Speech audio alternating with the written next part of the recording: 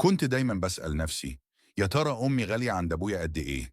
فقلت أعمل مقلب بسيط كده وأختبره، يعني مش حاجة تقيلة، بس نشوف الراجل بيحبها ولا لأ. في يوم أبويا راجع من الشغل، باين عليه تعبان وشايل الهم.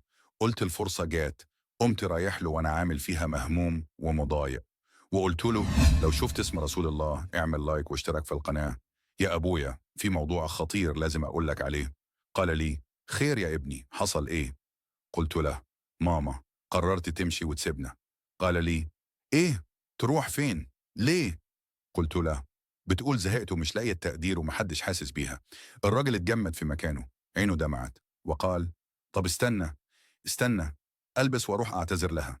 قلت له هي في المطبخ يا بابا. قال لي طب نندى لها سوا.